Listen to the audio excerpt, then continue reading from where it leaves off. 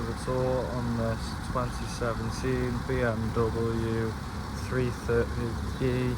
It's got a sunroof, as you can tell. It's around 255 horsepower and 560 newton meters of torque, 3 litre inline 6, I believe. As you can see, we've got all the window controls down there, locking rear windows. You can move your mirrors, tuck your mirrors in, I believe, with that one. If you look, now they tuck themselves in. Press that again, and they'll tuck themselves out if you need to squeeze through a tight gap. But you can do this by holding the key down, the lock button, when you lock the car. Now, if we zoom out onto the steamer, you can see obviously we've got the paddles there. They've got a nice quality feeling. Obviously, this is upshift and downshift, but you won't be using them most of the time. That's just if you're on a nice country lane, if you ever decide to go a track. And then if we move further on into the wheel, zoom in a bit, as you can see, we've got a couple of controls here. The main one here is your cruise control button, and then once you press that, you see if it'll do it, that button icon will come up, and then you use that up for your speed to go up and down. If it's go down, press that to turn it off. You always know it's active when that green icon's there. Get rid of that. You've got volume up and down buttons. And while we're talking about volume, we've got the Harman Kardon sound system, which is meant, see if it do a little demonstration. The little one that's a third of the way. It's a really good sound system. If you're into the music, you'll love this car. And then moving on to the instrument cluster, as you can see there, you got your fuel, and then I think it's this button here, the top one, I believe, out the two. That one you can flick through. You see, you just had MPG, live MPG, average speed, date, nothing, and then your fuel.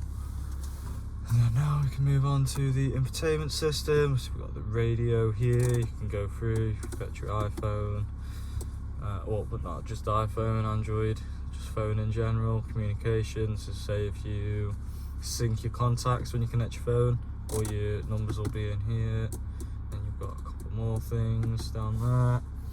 And then moving on, you've got navigation, and then obviously if you want to get somewhere, you've got address input. But if you just like driving with your map on, then you can just use this one, twist that to zoom in and out, and then guide yourself around, moving up. And by the way, you can just do this menu and it will take you straight back. It's a fast track.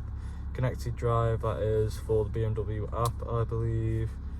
And then you always got this bit, my vehicle settings, iDrive settings, vehicle status, which is going here, so you can check your tyre pressure, oil level, all these other things.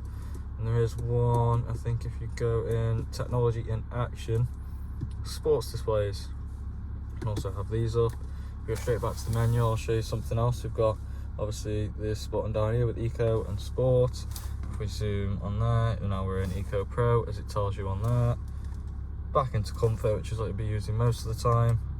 Sport, and then Sport Plus, which disables the traction control a little bit. And if you click down on that there, just push it down, it will take you straight onto the sports displays, so you can see how much horsepower, how much torque you're using. You can change the units in the settings if you really want to.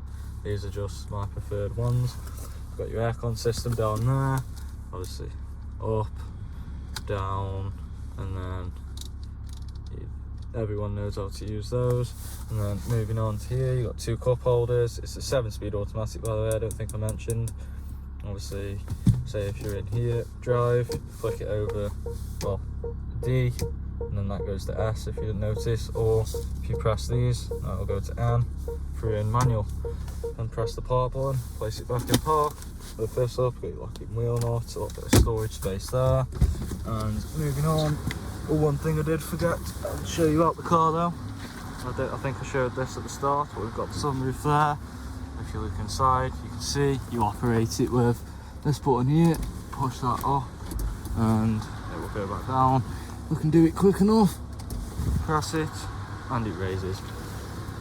And there also is, before I forget, we've got this cover that will simply slide over if you don't fancy looking up at the night sky or in the day. It won't close properly because the roof is open, but you get the gist. It's sliding itself back open, Moving on to the rear.